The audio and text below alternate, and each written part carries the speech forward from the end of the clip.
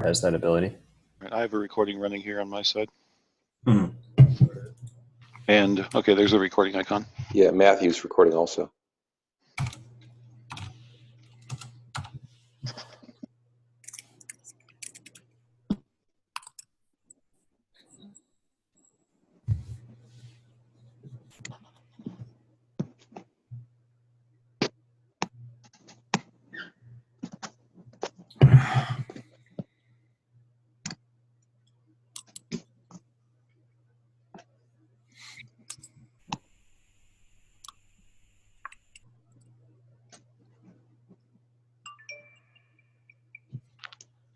Okay, late additions. We are doing roll call. Please type into chat or block your name in the vote.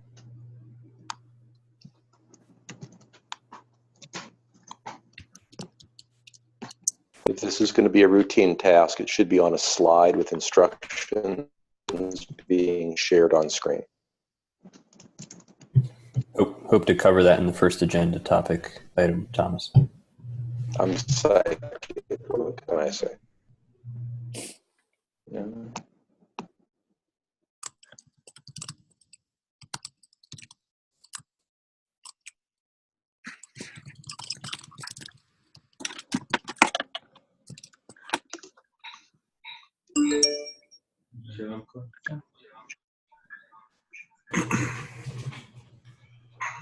I don't know, Thomas, you said slide. That means we'd have to make a slide deck for this meeting every time.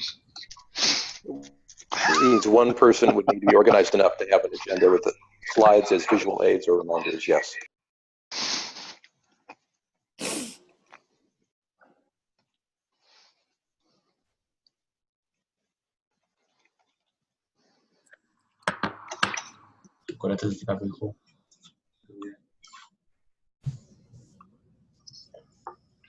So who's the master of ceremony right now? Thomas, are you going to run the meeting? I think it was going to be EOS Canada, no? Maybe not. Well, Mark isn't there. I mean, I could do it, but I'm doing quite a lot of it right now. And No, I thought, sorry, Mathieu Boulian. I thought Mathieu. Right. So who's looking at the roll call, making sure we have everyone here? I think it was Adar from Liquid EOS. Cool.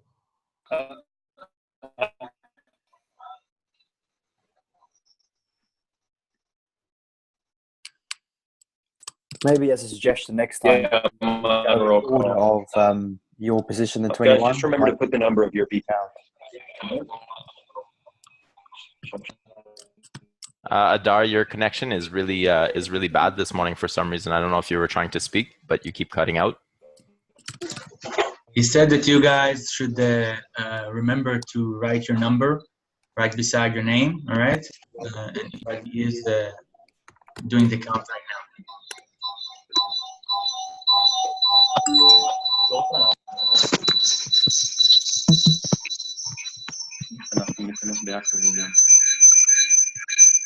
Could you please mute?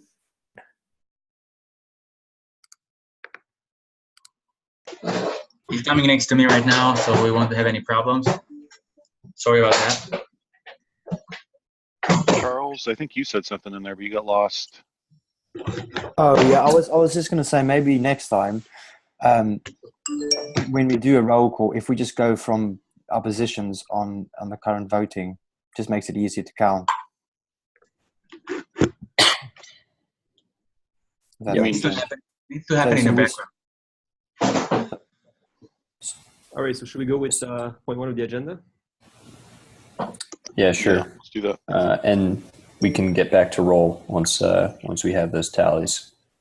So let me just share my screen here. Put back the agenda. Okay. Can everyone just let me know if you can see my screen? Yeah, we're good.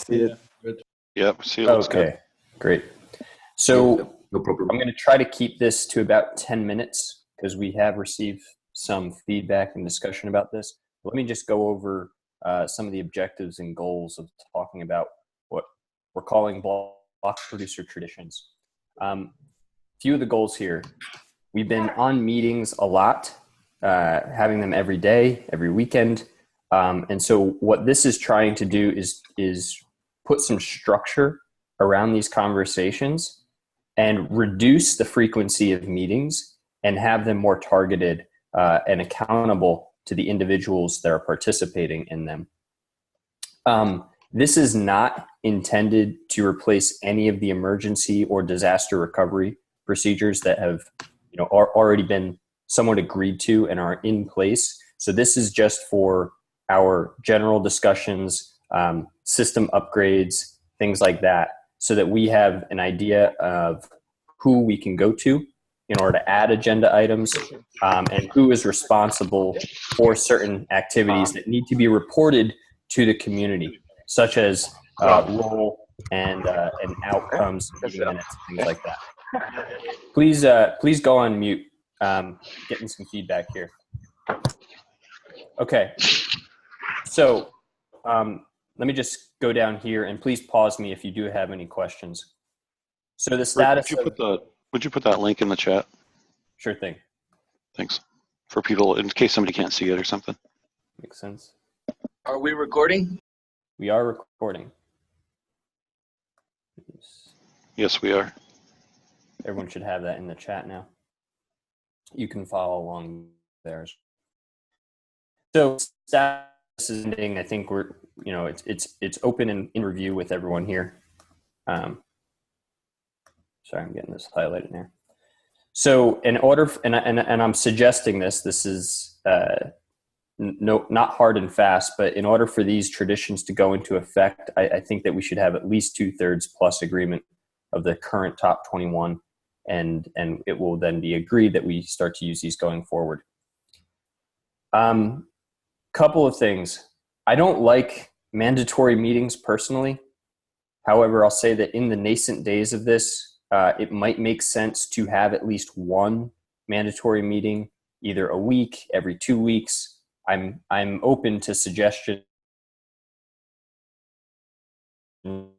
regarding when these. The intent again is to make sure that everyone is aware that this meeting is occurring, and everyone can have a scheduled time that they are aware of, so that they can join this meeting, so that they're not feeling left out, and hopefully feeling included in these sorts of conversations. The other piece is that the top 21 are likely going to need to meet more frequently for system upgrades or for whatever the challenge or issue of the day is. Here, I'm recommending 3 times per week, but again, it won't take much to convince me and hopefully others to reduce this sort of frequency. Again, it's just to an initial point so that we can start to get things rolling, specifically around system upgrades. All right, so let me move into the tradition roles or chairs. So basically what is being followed here is based on polling or position rank within the voting. So the meeting chair would be the first BP position. And they would be required to host and initiate the meeting's opening and call its close. You can think of them as sort of making sure that everyone is staying on track, on topic, on time, somewhat of a sergeant at arms sort of role. The second BP is going to be the co-chair. They will be leading the roll call, and they will be responsible for providing that information to the scribe, which is the third BP position. This would be the minute taker. They would be responsible for recording, or at least getting the recording, taking meeting minutes, and distributing either those meeting minutes or that recording within, say, 24 hours. Again, we can adjust this if we think it needs to be shorter. And then also coordinate with the Chinese and Korean communities to make sure that this information is translated well. The fourth position will be the curator. So this is the BP that you would go to say, hey, I would like this added to the agenda. This needs to be included. And they would be responsible for coordinating with the meeting chair, the top BP position for the upcoming meeting. So they would be responsible for keeping the meeting chair informed. And then the fifth BP position would be the communications chair. And they would be providing adequate notice to all BPs and BPCs about forthcoming meetings, and they are responsible for managing the meeting calendar, which has yet to be decided, but I think we're talking about something called Team Up. Okay. Let me pop in real quick. Point of clarification, Rick. Thomas Cox here. When you say positions, can we clarify that to be the position, say, at the moment 24 hours prior to the scheduled meeting, in case there's churn of positions? That's That's correct. If I suddenly find myself in fourth position before the meeting, am I suddenly the agenda curator? Yes, that's correct. Having So, it precisely defined with snapshot time, yeah. So what is being suggested in the FAQ is exactly that. So the role is given to the BP that occupied the position 24 hours prior to the meeting.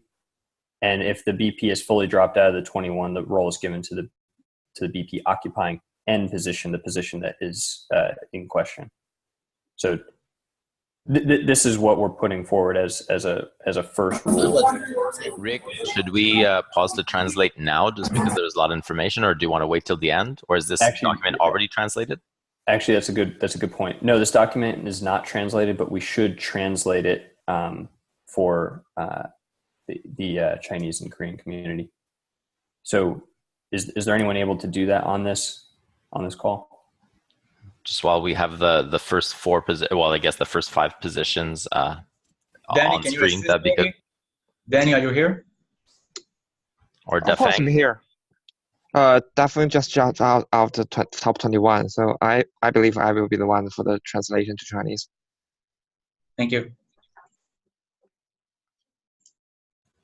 Are you able to translate, Denny, this first portion that we see on screen, just the 5 top positions?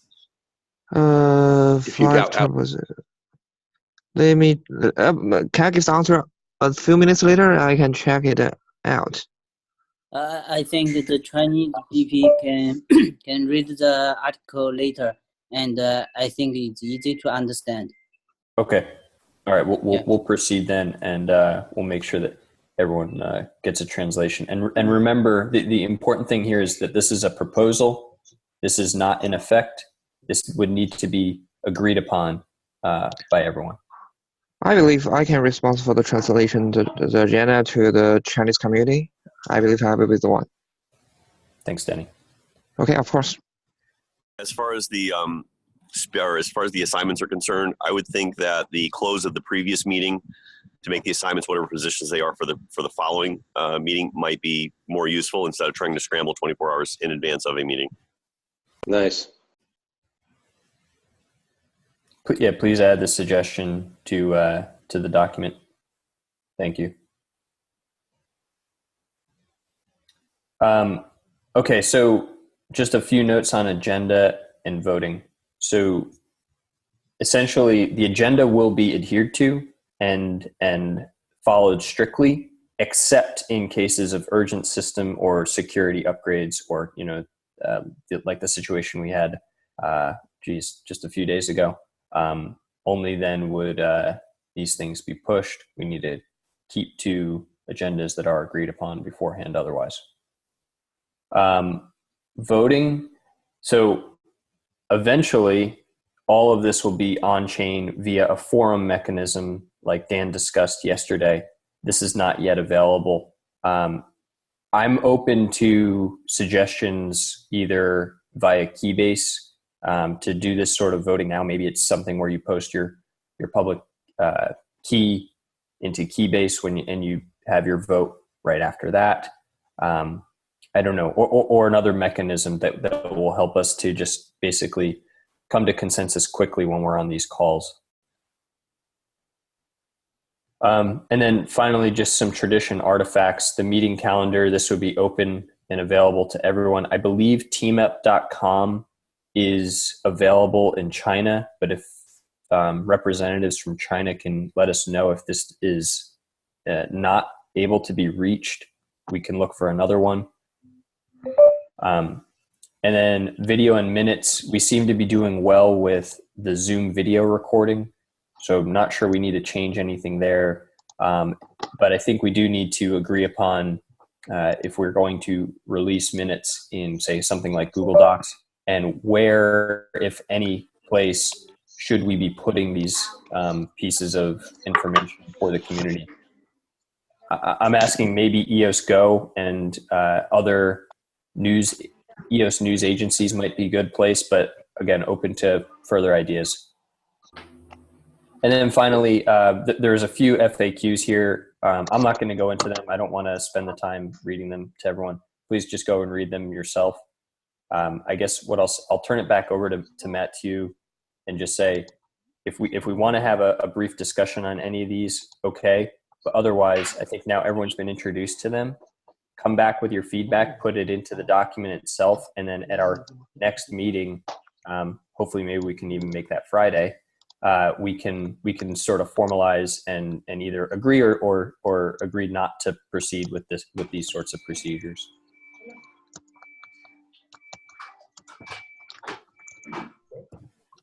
One thing I was thinking that would be nice to suggest is that whenever we enact a new tradition, we also enact a policy for removing the tradition. I would really like to have that. I like that spirit as well. Because like most of DPOS is independent actors acting kind of alone and then being supported by their constituents, their people that vote for them. So any form of us working together is already kind of frowned upon by certain members of the DPOS community. And I think, I love the transparency of recording these. I would even further like to have them streamed.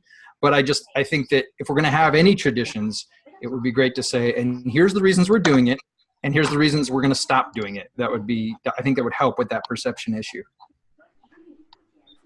That sounds great. And fully agree with reducing bureaucracy and red tape.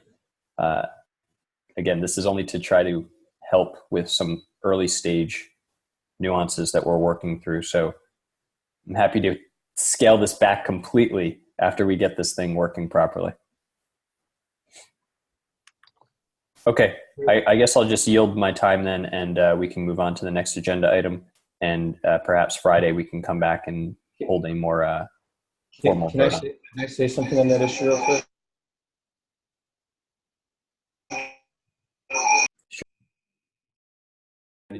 I think we should try to think of ways in which we could gauge community sentiment and really use that to help us make wiser decisions on these votes. Because currently we're guessing what we think they may want, but I think they feel left out. And I think if we find kind of the balance between, us doing what we think is best for the community and taking into consideration what the community really wants, it would be great for the general well-being of the EOS community. So I think it's something we should think on. If there's a way that we can gauge their sentiment, it doesn't need to be, it could very, very well be an off-chain vote, just a basic feature, but I think we should consider that and see if we could implement it somehow. Agreed, Adar. And is that a topic for the block producer traditions, or is that something separate that you're thinking about? We could very well put it on another agenda, but it was just related to the topic we're just discussing, so I figured it's a good time to bring it up. But we could discuss it more next week. We don't have to tackle it right now. It would be even good if everyone could brainstorm this and take some time to think, and then next week we'll address it again and see how we can implement it.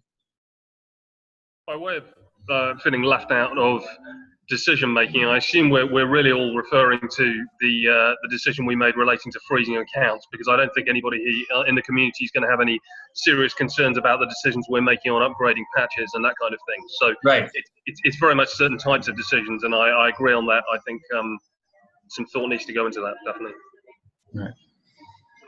If I can touch that matter again, I think some decisions had to be taken within this group right now, but I guess that some decision in the future will not be an ad hoc decision, like something that we have to agree on right now. Because I don't know about you guys, but some of us, even though I'm a co-founder of Liquid EOS, I have partners, and I would like to discuss with them on some of the issues that are brought here. Mostly not technical issues. So if at some point, we will have either a summary of an issue before the conference call, or just a bit more than just a sentence of a topic. It will be much easier to get a clear answer from each and every one of us. So we won't just go with the flow. Yeah, I have the same problem here, that I need time to take things back that are important. I also think it brings up something that there's technical stuff and there's non-technical stuff, right? So I don't know if we need 2 different calls for those. Exactly. You could have different groups of the teams. You have technical people on the technical call and then governance people on the governance call, right? I like that idea, actually. And also, actually, we can. Benny? Sorry. Go ahead. Yeah, I think that we can stream like the calls that are not technical, like the governance ones, or have a more transparent way to communicate, and leave the technical calls more private. Liquid EOS guys, I don't know your names. Who's Benny and who? I'm Benny. Hi. Benny. Hey, Benny. Yeah. All right, Agar, nice to meet you as well. I want to jump on something you said. I think it's really important that if we want to add something to an agenda for a next call, first that we announce it at least 12 hours ahead, so that every time zone has a time to see it. And ideally, I would like to recommend that we always do something like Rick has done, where he prepared a document laying out ideas that he wants to discuss, shared it with the community, allow people to read it, comment on it, and then we can finalize the decision or details in this call, which would take 5 or 10 minutes, or we just say, you know what, let's keep working on the document, and once we feel it's ready, we vote for it in the call. But we can't like discuss for an hour on topics without having written notes where everybody sees what's the final objective. So I agree. If everybody agrees with that, we should try to make that a little bit more and more formal as we learn to all work together. So thank you for the suggestion. Sure. Great. Thank you. Okay, motion to move to the second agenda topic. Which is also a document that was prepared and shared, so I'm happy to give that flow. Maybe the agenda could contain the actual link to the document at some point. Can I say something right before we jump to the next point? One thing I don't know that we've considered in the past, but there might be a situation where a new BP is added to the 21, and he is not updated to what happened in the past. So this is something we need to just like think through right now. I don't want to discuss about it this second, but I think it's something we need to consider. How do we update him? Well, right now the standby BPs are attending the calls. So right now we've got about plus 30 above the 21 that are involved in the discussions. So if someone does drop into the 21, they should already be informed because they're attending these calls. I know they should. Motion to move to the second agenda item. Yeah. All right. And the scribe can capture that we have an unresolved question about onboarding. Will do. Frankly, I think the scribe Is it okay if I takes go? care of that problem. Go ahead, Alex, please. Sorry. What did you say, Mark? I said go ahead with the second agenda. Okay, right. So the second point is an action plan thing proposal. I'm going to share my screen here. Hopefully my computer doesn't go berserk. You see that? Yep, looks good. Okay, so this document was shared, and it's a proposal to structure the upgrade path. I think it's also like Liquid EOS just said, a sort of a, oh no, this document has been filled with the transaction, which is like 138 kilobytes, so I'm not going to be able to scroll easily. Please don't put the transaction in there next time. But so it lists the proposed changes, precise references, and code deltas. This is sort of let's say a late implementation of what we could have done for the upgrade yesterday. Because the rationale there is like there's a lot of channels, a lot of things to cope up with. Some people expect everyone to read all the channels, but at the same time, you want to have a quick, summary of what's going on, precise references, and this is the goal here. So when we have proposed change, we have some sort of analysis of what are the risks, what are the reasons, right? Why are we doing that? Why are we doing that? And then any references, so we can see the conversation that led up to those changes, and then an action plan and timeline that we could go and discuss. So that's a proposed one. If we can, when we have a change to roll out, draft, this one is like half a page. If we can draft that and send it out in a context what makes sense, maybe the top 21, depending on the risks over there, that would ease, I think, a lot of things. What do you guys think? Would you post the link to the document in the chat, please? Yeah. Can someone do it? Give me a sec.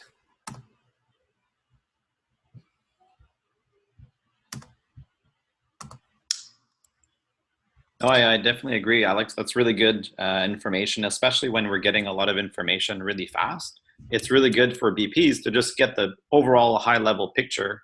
And without, people should do a review of the code update before they push their signature and said, yes, I want to upgrade, not knowing what the system upgrade is about. So I think having a big overview like that you made is really, really valuable. And I think we should continue doing that type of approach. Okay, so I can't click the share button because the transaction makes that document unmanageable. So next, just put a link. Oh, okay.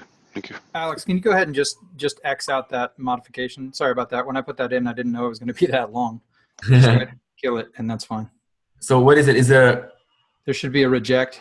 Just go ahead and reject the change. Okay, so look, I'll do that after I'm going to send it over. Do you want to review the content? The discussion right now was about the concept, sharing that information so that we can take that habit, maybe, like if there's another system upgrades or something like that. Yeah, absolutely. I love the idea. We need to do exactly that. Yeah, getting presented with something like that, and you need a summary from somebody who understands what's going on, right? Somebody may not be up to date on the issue. Yeah, and another place that you can put is, you can put the diffs, you can put a lot of information in that single document, and then you can kind of do a deep dive if someone has more time. But at least it's a single pager with all the content related to that upgrade. So I think this is a great idea, Alex, and thanks for sharing. I posted the link in the Zoom chat. One of the things I do want to clarify is that can will not go to more than the top 21. So they're initially, and that's the understanding I have from Block 1 and experience with DPoS. If there's an undisclosed security vulnerability, those are handled immediately with the top 21, often not even through a code release that's public. It's done through patches or other forms, because we want that through responsible disclosure. We want those things done prior to the potential hackers knowing about it. And there are people who monitor the GitHub repo to say, oh, look, here's a new attack surface I can play with, in the next few hours before the top 21 upgrade. So even though we have this process, I want to make sure people don't feel left out if it's done and they're not included, if they're not in the top 21. Once the top 21 have been patched, then obviously this will go through the normal GitHub, and it'll be a normal process of just saying, hey, there's a new tag, everybody go upgrade. I don't know that we necessarily need this process for that. So really this is kind of mainly a process for the top 21 as far as I understand it. Is that how you look at it as well, Alex? Well, it depends on the reach, right? Some things we'll want to roll out also to standby. So I think it necessarily starts with the top 21. It can go out depending on the security vulnerabilities. If there's a risk that, someone changes and there's a hole, if there's subjective changes put out, we might want to roll it to a little bit more standbys also before rolling that out publicly. So that's for security considerations, and those things that might be practiced soon. Cool. And I'd like to add that one thing I think is important is that the BPs diligently review, the proposed change, and have an understanding of what and why. And if they don't, they have a place to comment, ask questions, so that we're all responsible for applying that patch or that upgrade, right? So it's important that we have a thorough review from the block producers. One thing, I think we either list out all the people who propose and help with the proposal, or we remove anybody. Because I know Igor, Eric put a lot of time into this particular upgrade. I don't see their name here. It'd be nice to know who to reach out to, right? The preparers of the document. So This is a draft. I put it there. Like if we, it's important. I think the names there is important so that we reach out to those who have the raw understanding. I just put those two names in this proposal because that's the flow I saw, and I created the document. But you know, of course, we need to have the right people with the right names. It's not a question of bragging. I think it's a question of information flow and accountability. Exactly, I agree. +1. And this is just an example document. This is not really the document we're talking about, right? This is just an example of what we might do, just so everybody understands. I put that in the scribe thing here too. Wait, I thought this is the document that we're going to use. Well, it could be. Yeah, I think this is just the proposal of if we move forward having system upgrades. This was, you know, having an overview document like this as an example. This would be sort of some style of what documents we would expect, and you know, it could be a collective group that makes a document within the top, you know, top 20s or whatnot. But it's more of an example at the moment.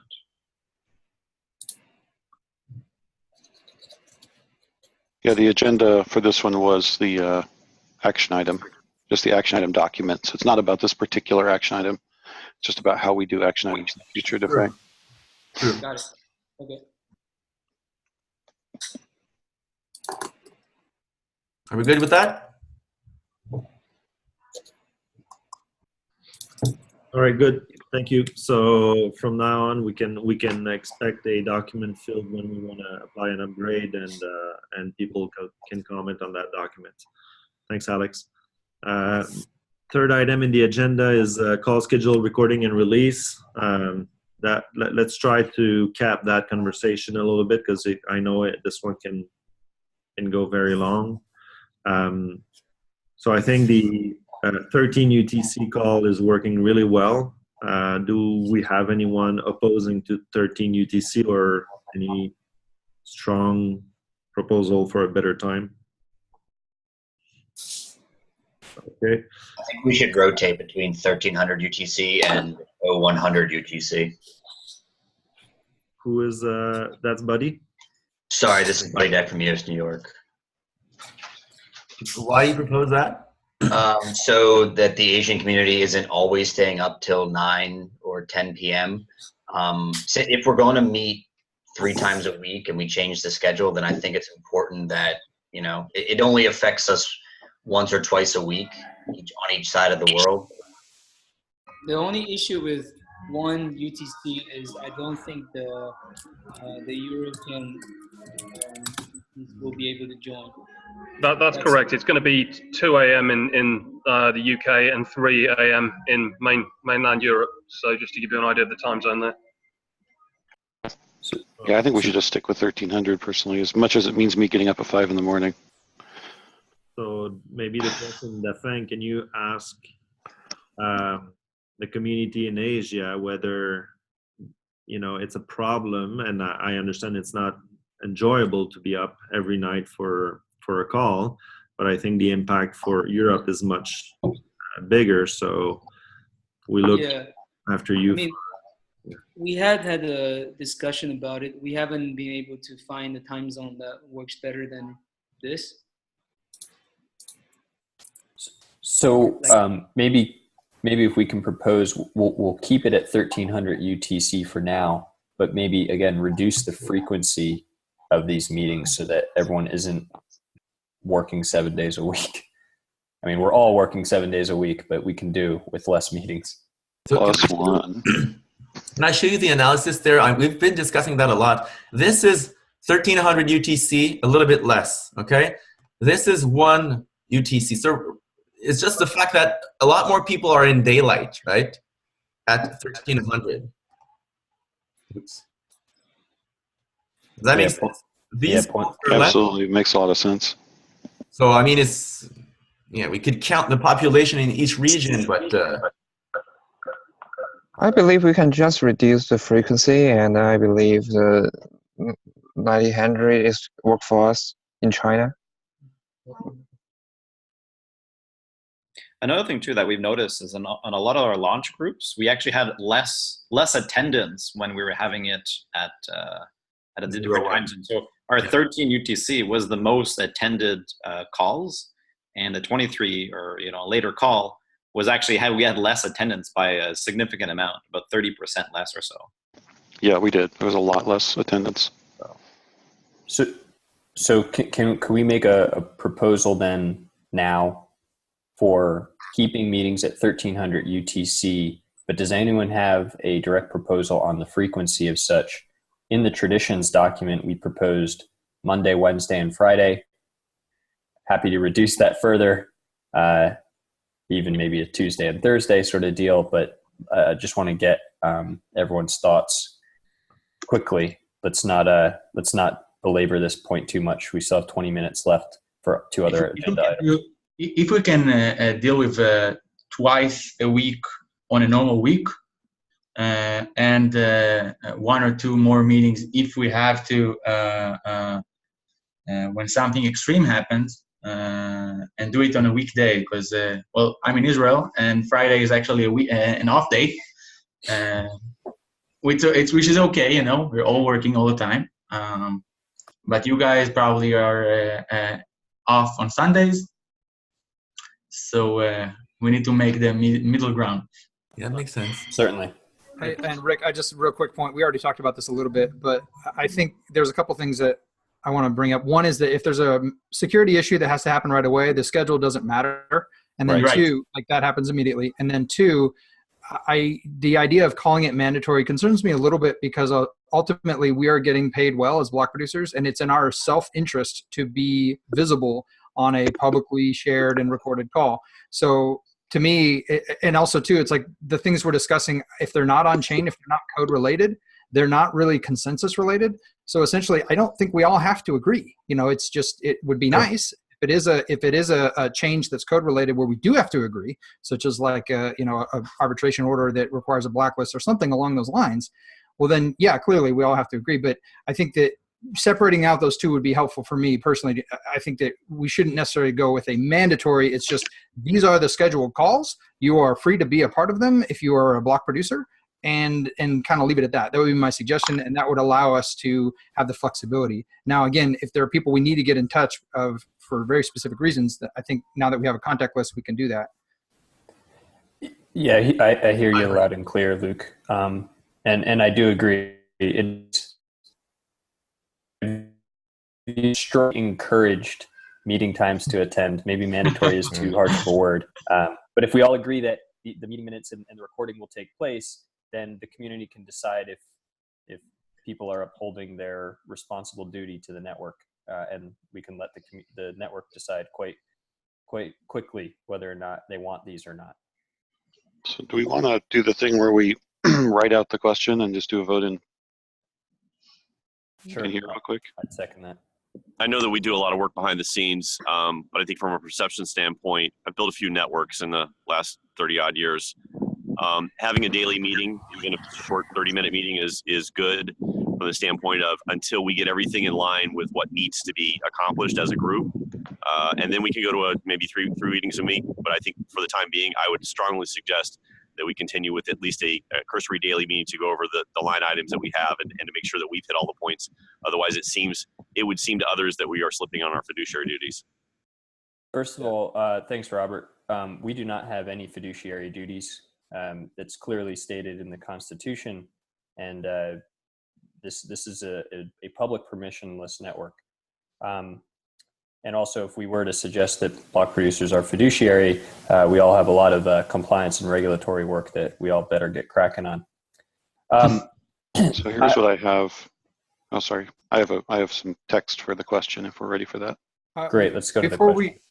Are we also going to include recording, because that was part of this agenda item as well, recording and release of these? Or are we going to have that a separate question? Yeah, just One vote at a time.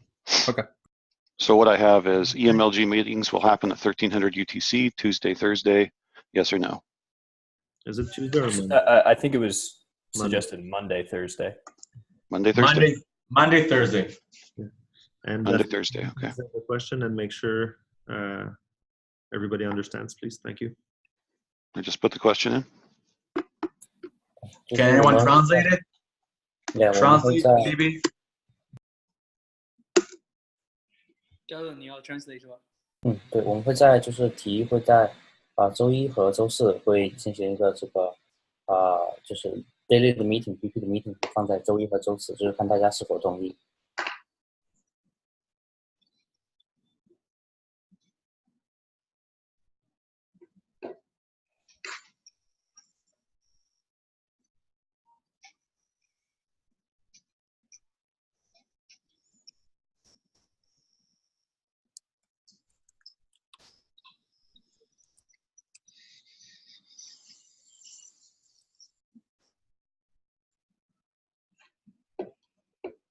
I think we're in agreement.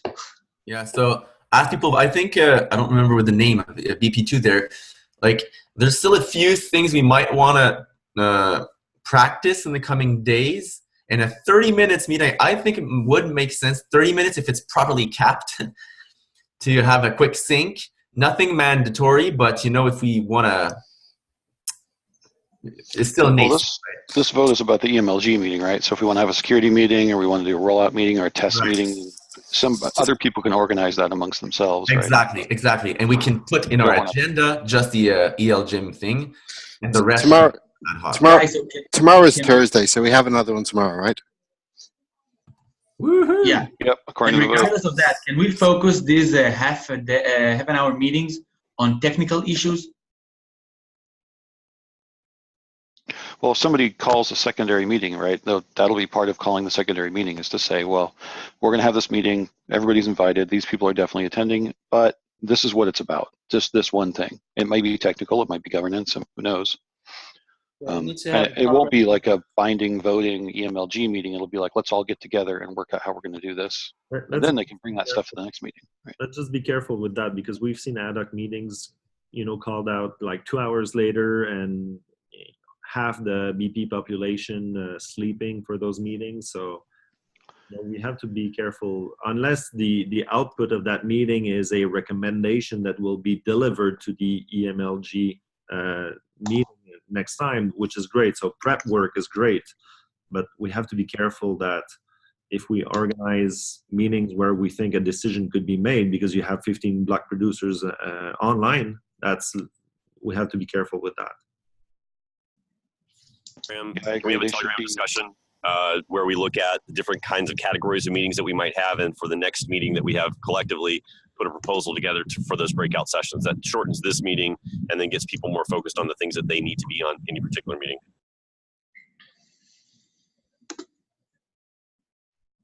So we've been pretty good at doing an agenda for these meetings, and I think by reducing the frequency, the agenda can be circulated in advance and people can input into it.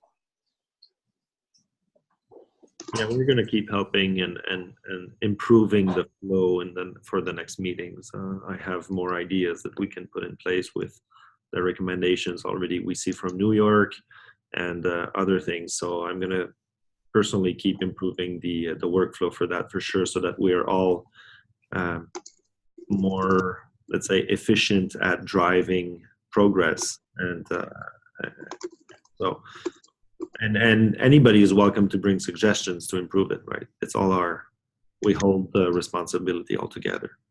So I think we have a clear decision on timing, on the schedule for the meetings. Now we have to decide what we do with recordings. Yeah.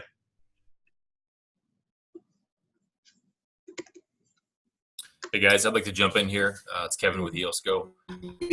For recordings. Okay, sorry, can you hear me well? I don't know if I have connectivity issues. I can hear you. Okay, great. Before going to the recording, Mini, you're lagging a bit. I would like to propose something I propose in the chat that we use. You're dropping. We can't hear you. We really can't hear you.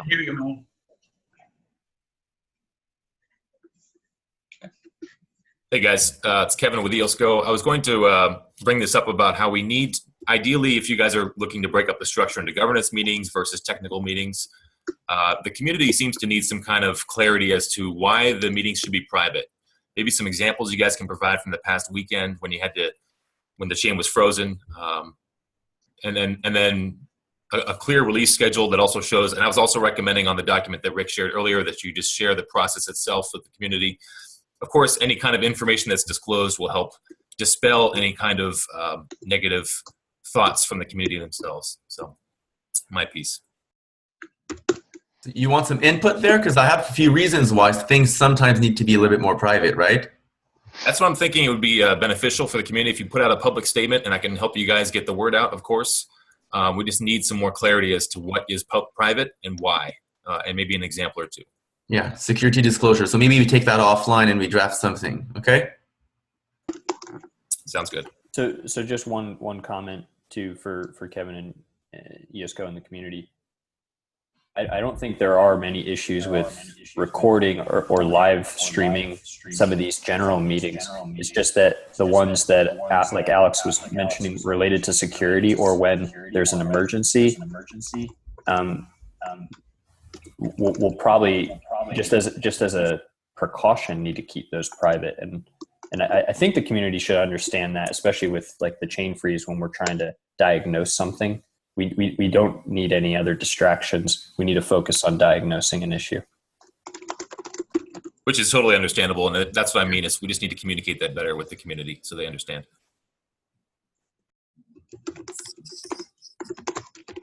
All right, so we all believe the videos should be public. My personal opinion is that we should try to set a cadence that the community can expect things to be public. So let's say something like 24 hours after the meeting, we release the video. The only challenge I see is if we've learned about a security issue in the call and that we have not fixed it within 24 hours, then it would send a signal to the community that there is something we're working on. So I'd like to get opinions on that or better ideas. The challenges that have been brought up, and I'm not saying I'm in favor or not in favor, just bringing up some issues that I've seen in the last 48 hours being talked about in the discussion channels, are that if it's recorded instead of live streamed, we have to determine who's going to be doing the editing, if there is any editing. And that person would have, I guess the community feels like that person would have an incredible amount of power to determine what the that I'm in favor of live stream, and then that should something occur, we can go in camera. This is a common, this is something that's common in the, worked in the government world before. You go in camera. In Canada right now, you can go watch CPAC. It's really fun, super entertaining. You can see your parliamentarians all the time discussing, and then just go in camera, right? And so the public gets to see what led to the in camera. So they're aware. So it would resolve really what Kevin's saying, like what the oh, okay, something's happening. They go in camera and then they go back out of in camera afterwards. You would also, by having it live stream like that, you would remove all the FUD around BPs colluding, BPs determining what goes in the recording. You'd also, I wouldn't want to be the person who's determining what goes in the recording, what doesn't go in the recording. That's a lot of work afterwards. Whereas if it's live stream, you're also removing a lot of the logistics involved in releasing the video afterwards. That just seems to be what I've heard. And then the going in camera, because it seems like it's an accepted principle, I think would just solve whenever we need to discuss certain issues, because it wouldn't be somebody just saying, oh my God, I've got something to say right now. I mean, it'd be obvious. You'd see the progress and then, okay, now we need to pause kind of deal. Going in camera means what? So in camera means that you're going in private. Oh. So basically you're live streaming and then you just, okay, now we have an issue to discuss. We're going in camera, but everybody's seen what led to this. And then in camera, you're now not recording anymore. You're not live stream anymore. Right. And then you get out of in camera. I don't know if the US has something similar, but if you look at in camera is a legal term. Yeah. So it's used in the United States and Canada, and C-SPAN is what's used in the United States to broadcast all congressional and other hearings. Can I ask a question? What from everything that's been covered since the launch, would we not be comfortable 24 hours on actually releasing? That's just something I'm trying to work through. Even where we had a security patch, we covered off the specifics of that on Keybase itself, and the patch was implemented. I'm just trying to work out why we couldn't keep certain things on the Keybase channel that perhaps we didn't want to necessarily discuss of relating to security, but why therefore otherwise we couldn't be that transparent. No, I'd agree with that, David, and especially because we're only talking about the twice weekly calls now, and security calls will be on a different schedule. And to be honest, guys, I think right now the community just wants to have access. In reality, when you're live streaming this, you're going to get 5 people on the call. That's it. You're going to get the couple of people on there. People are going to want to join in at first, and then they're going to see these calls are incredibly boring. There's not much for the community to want to watch, right? But at least you give them the option. I don't see much that needs to go in camera in most of the calls that we have. Hi guys. Tweets that Dan Aramu is on the call, and then it's going to be a little bit different. So to add on to what Eve, to add on what Eve was just saying as well, I know personally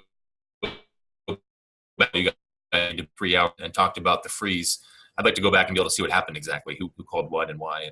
So that's just another bit of information, of course. And if it were recorded and released, I could say, well, I don't know what was cut out of this, so I don't know if I fully trust it, right?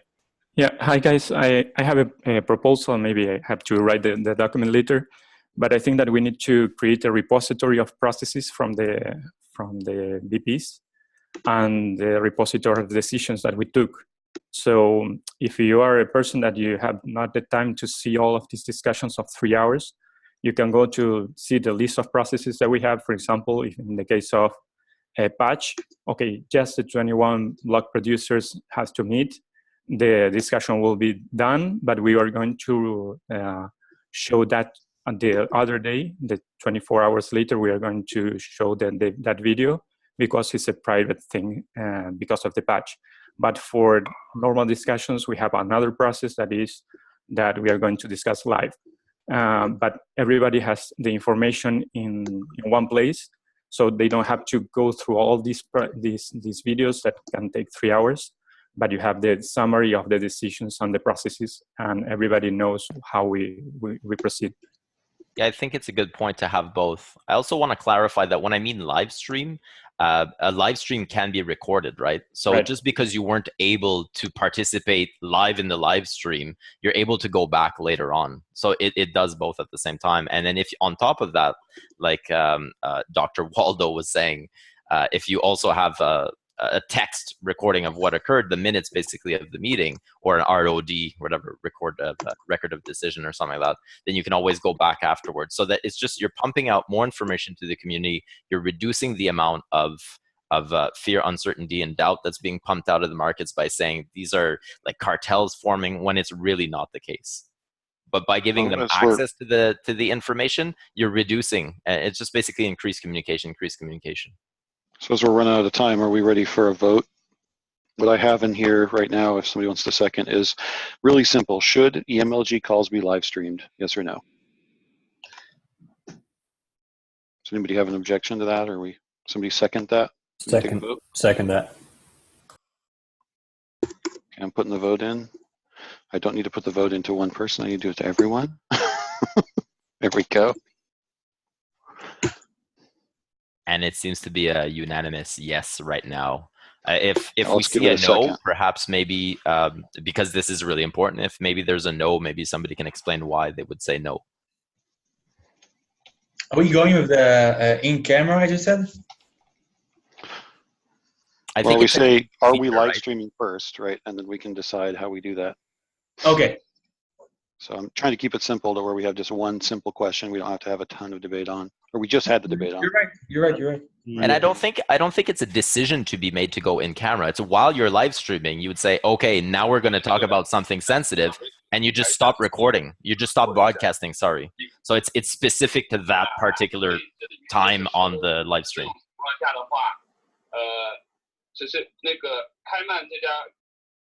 Oh yeah, maybe let's give it time for a Chinese translation, sorry. No, I believe you just forgot to mute. Yeah. But I can do the translation. But we should still give time, I think, for translation.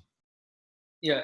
刚才我们讨论的是我们说未来的这个BP 的会议需不需要把它直播出来？因为有很多持币者就觉得说，我们过去开的一些会没有公开，感觉好像是一个小的团体在控制着整条链的整个过程嘛，所以他们想要更多的这个透明度，知道我们在开的会是怎么样的。然后我们最终发出来的一个问题就是该不该有一个直播的形式，然后把我们所有对话直接就是通过直播方式透明的给所有的持币者看。那看到最终结果是大多数人都投了 yes， 应该是所有人都投了 yes。然后有一个选项是叫 in camera， 就是这个我也是刚知道啊，就是你在美国啊加拿大那边有一个选项，就是当要讨论一些比较私密性的东西，你就可以说我们现在要讨论一些比较私密性的东西，然后就不会直播了，直到那一段过程完了之后，可以再回到直播。Thank you, Defeng. So I think one important thing is that we make sure that whoever wants to live stream the meeting will have access to it. I know the IMEOS and Koreos community would like to be there as well. So Kevin's suggestion is to use a EMLG YouTube channel, and then everybody can promote it, restream it. So we're out of time for this meeting. We have 2 agenda items that will be pushed to tomorrow morning, to tomorrow next call.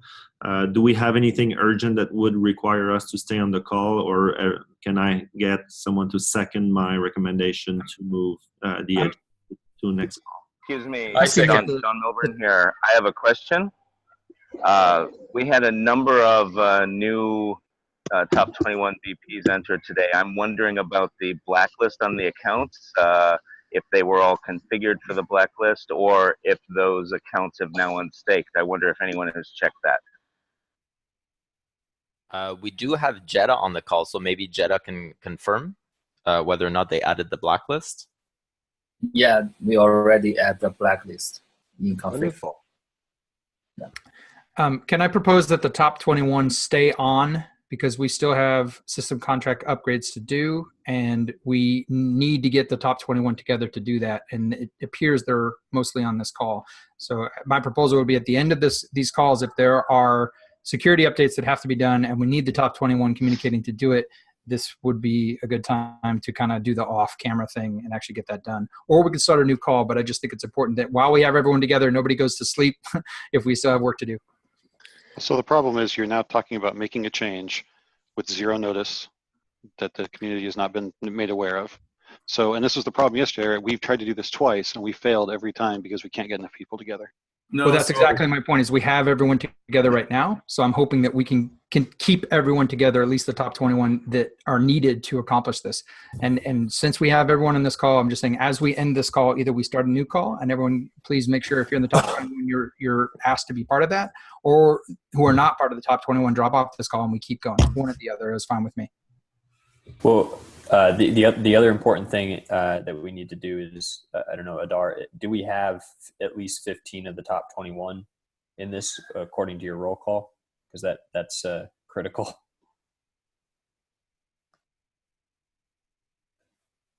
Liquidios, do you have the roll call tally?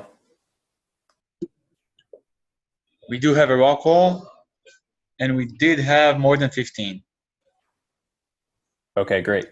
So I second Mark's motion to end the meeting and shift to the contract upgrade. Can I add one thing that I'd like to get on the agenda for tomorrow, which is ECAF funding. Let's transfer 25K to them right now. The issue that we have right now is we have a number of volunteers who are now taking on a significant caseload, and they are non-funded. And so we have to discuss how we would go about doing that. A couple of us have different proposals. I'd like to discuss that at the next meeting if we could get that on the agenda. So it will be on the agenda. Can I ask that we share a working document prior to the call so that everybody has a chance to brain load the suggestions and have opinions on that, please? Yes. Thank you very much, David. Really appreciate it. Where do you share those documents? Why do you want to share them? That's going to be Keybase, right? Yeah, this will go into Keybase, and we have a couple of us started looking at the ideas of this last night and ran them by the ECAP to try to get an idea of what their funding needs are in order to be sustainable. And so we'll put something together and post it into Keybase. All right. I just want to add, so those 7 accounts, none of them have had their tokens transferred out. So all the blacklist accounts are still fully healthy. So nothing went through during the time that we had to shift. Just want to clarify that. So yeah. Thanks for the update, Dennis. That's helpful.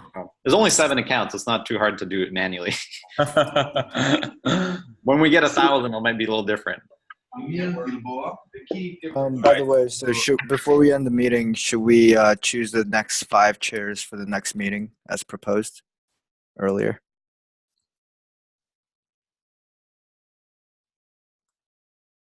I think what was suggested is that we take the snapshot of who's the top 5 right now, and they remain the 5 for the next ones. If change, that's seeming. Yeah. So is that what we're going through with? So yeah, we have. It was to look at the current status on the list. So whatever that is at the time of this meeting, at the close of this meeting, that would be the assignment for the following meeting. When you get to meetings every a couple of meetings a week, and they have days between them, that may change more often. So I would personally poke the 5 top right now and make sure we coordinate together for the next call, and we will all learn as we go. But I'll help with that. Mark, can you write that and put that in all the chats? Just like write, here are the 5 people, or here are the 5 people who need to provide this responsibility for the call at this time. Yep, I'll do that right after this call. Thank you. So I third that we end this one. All right, guys. Great. Okay, so this meeting officially over, and we'll move on to technical meeting. Thank you. Hey, thank you. Thank you. So I'm going to stop scribing now because I'm exhausted.